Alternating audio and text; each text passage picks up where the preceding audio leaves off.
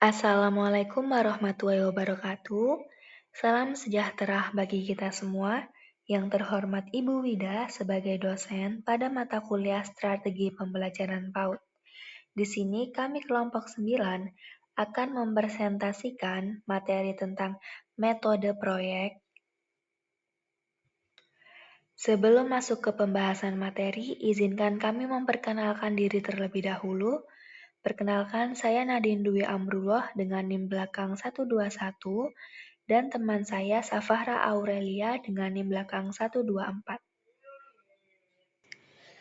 Jadi, pengertian dari metode proyek adalah cara pembelajaran yang memberikan kesempatan kepada anak untuk mempelajari suatu topik secara mendalam melalui kegiatan nyata yang dilakukan bersama, mulai dari merencanakan, melaksanakan, sampai menghasilkan karya atau pengalaman belajar. Lalu selanjutnya ada tujuan metode proyek. Nah, yang pertama ada meningkatkan keterlibatan aktif siswa dalam proses belajar, sehingga siswa tidak hanya menghafal, tetapi memahami secara mendalam. Yang kedua, ada melatih keterampilan berpikir kritis, kreatif, dan pemecahan masalah.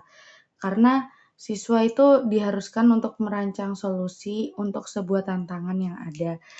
Yang ketiga, ada mengembangkan keterampilan sosial dan kolaboratif, seperti komunikasi, kerja sama tim, dan tanggung jawab bersama. Lalu yang keempat, ada menghubungkan pembelajaran dengan konteks kehidupan nyata, sehingga siswa dapat melihat relevansi materi pembelajaran dengan pengalaman di luar sekolah. Dan yang terakhir, ada meningkatkan keterampilan manajemen proyek, seperti perencanaan waktu, sumber daya, dan evaluasi. Selanjutnya adalah menurut para ahli, yang pertama ada dari Kilpatrick yang menegaskan bahwa metode proyek adalah pembelajaran yang dilakukan melalui kegiatan yang memiliki tujuan dan bermakna bagi anak, serta berkaitan dengan kehidupan nyata.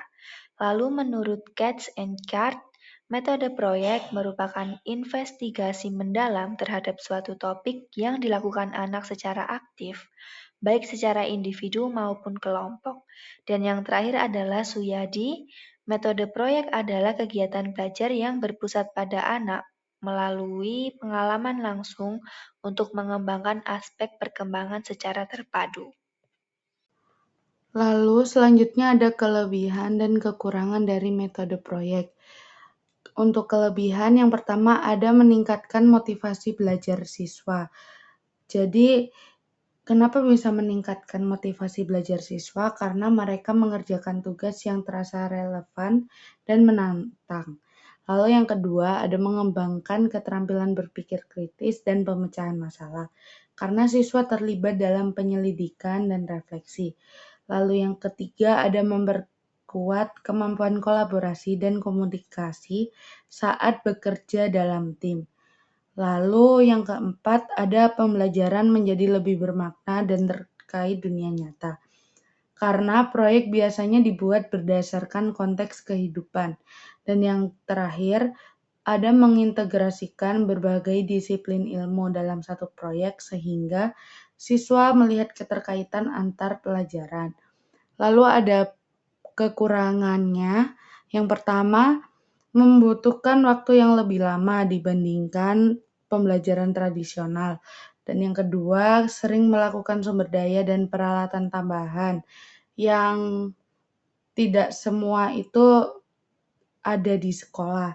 Lalu yang ketiga, investor perencanaan dan penilaian bisa kompleks karena melibatkan aspek proses dan produk. Dan yang terakhir, ada tantangan dalam mengikutsertaan semua siswa. Karena tidak semua siswa itu terlibat aktif. Jadi siswa itu jadi memiliki kekurangan dalam keterampilan mandirinya. Lalu adapun peran guru dalam metode ini, yang pertama guru sebagai fasilitator pembelajaran. Guru itu mendampingi siswa dalam perencanaan proyek, memberi arahan awal, dan membantu mereka memperoleh sumber informasi yang tepat tanpa mengambil alih kontrol pembelajaran. Lalu yang kedua ada guru sebagai pendukung kolaborasi. Guru membantu membentuk kelompok, memfasilitasi komunikasi, dan memantau dinamika kelompok agar semua siswa aktif dalam berkontribusi. Nah, yang ketiga ada guru sebagai pemandu riset dan refleksi. Guru dapat mengajak siswa mengevaluasi proses pembelajaran dan memikirkan apa yang telah mereka pelajari, serta memberi umpan balik yang membangun. Nah, yang terakhir, guru sebagai penilai holistik. Guru menilai baik proses pembelajaran, cara siswa bekerja, kolaborasi, pemecahan masalah, maupun produk akhir proyek dengan rubrik penilaian yang jelas. Selanjutnya ada penerapan metode proyek. Nah, di sini ada beberapa contoh metode proyek di PAUD. Yang pertama ada proyek menanam tanaman. Di sini anak menanam biji cabai atau bunga di pot, merawatnya, menyiram, lalu mengamati pertumbuhan dari tanaman tersebut. Yang kedua ada proyek membuat mini taman di mana anak menyusun batu, daun, tanah, dan ranting atau bisa disebut dengan metode proyek loose part menjadi bentuk taman atau menjadi bentuk yang kita inginkan. Yang ketiga ada proyek membuat rumah sederhana. Di sini menggunakan kardus, stik es krim, dan tutup botol untuk membuat rumah-rumahan. Dan yang terakhir ada proyek kebersihan kelas. Anak bersama-sama membersihkan kelas, memilah sampah, dan menghias sampah. Sebagai contoh penerapan metode proyek, kelompok kami mengambil gambar. Yang pertama ada gambar membuat miniatur orang dari bahan alam, dan yang kedua ada membuat miniatur rumah dari bahan alam. Ini semua adalah metode proyek loose part. Adapun kesimpulan dari materi yang telah kami sampaikan yaitu metode proyek merupakan pendekatan pembelajaran yang efektif dalam PAUD karena melibatkan anak secara aktif melalui pengalaman belajar langsung. Metode ini membantu mengembangkan berbagai aspek perkembangan anak secara terpadu serta membuat pembelajaran lebih bermakna dan kontekstual.